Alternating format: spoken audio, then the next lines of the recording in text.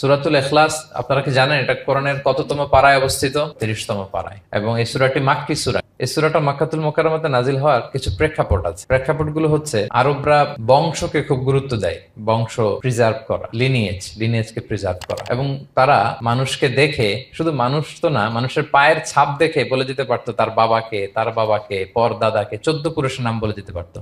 শুধু মানুষই না, মরুভূমির বালুতে উটের পায়ের ছাপ দেখে ওই উট কোন বংশের, ওই বংশের ওর নাম কি, ওর বাবার নাম কি, ওর দাদার নাম কি, 14 পুরুষ এরকম ছিল।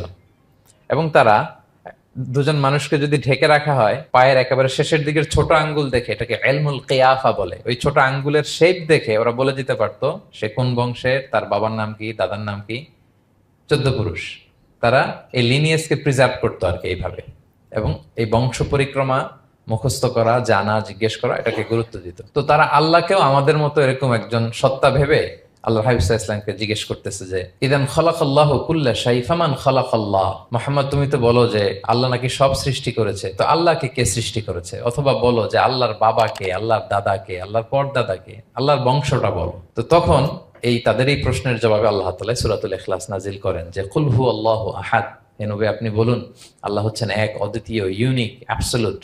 আল্লাহুস সামাদ, তিনি হচ্ছেন সামাদ, তিনি কারোর প্রতি নির্ভরশীল নন, অমুখাপেক্ষী। লাম ইয়ালিদ ওয়া লাম ইউলাদ, তিনি কাউকে জন্ম দেনও নাই, আবার তিনি কারো কাছ থেকে জন্ম নেনও নাই। ওয়া লাম ইয়াকুল্লাহু কুফুয়ান আহাদ, তার সমকক্ষ, তার মতো, তার সিমিলার মহাবিশ্বে দ্বিতীয় কেউ নাই।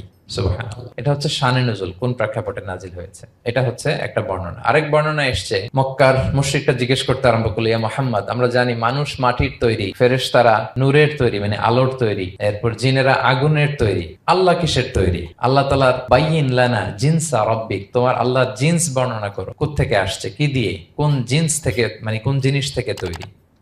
তখন আল্লাহ তাআলা এই সূরাটা নাজিল করলেন, কুল হু আল্লাহু আহাদ আল্লাহুস সামাদ লাম ইয়ালিদ ওয়া লাম ইউলাদ ওয়া লাম ইয়াকুল লাহু কুফুয়ান আহাদ।